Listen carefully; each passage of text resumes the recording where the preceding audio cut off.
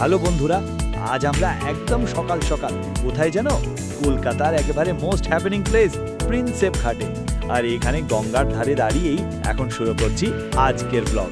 হ্যাঁ, আর এই যে পেছনে দেখছো সেই দারুণ সাদা বিল্ডিংটা, এটাই সেই আইকনিক প্রিন্সেপ মেমোরিয়াল। আর সন্ধেবেলায় এই জায়গাটা কি অসাধারণ রোমান্টিক হয়ে ওঠে।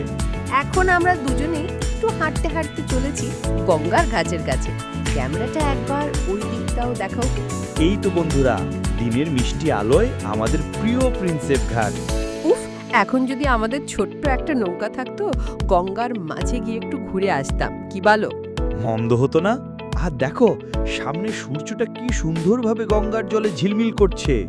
একদম ঠিক বলেছ। প্রিন্সেপ ঘাটে এসে যেন পুরনো কলকাতার ছোঁয়া পাওয়া যায়। আর এই শান্ত পরিবেশটা সত্যি মন ভালো করে দেয়। চলো একটু ঘাটের সিঁড়িতে গিয়ে বসি। এখন একটু চা হলে কেমন হয়? হ্যাঁ, ওই তো ওখানে মাটির ভাঁড়ে চা পাওয়া যাচ্ছে। চা আর গঙ্গার হাওয়া, পারফেক্ট কম্বো। এই সব মুহূর্তই তো আমাদের গল্পের অংশ। কখনো ভিড়, কখনো নির্জনতা, তাই না? তাই তো।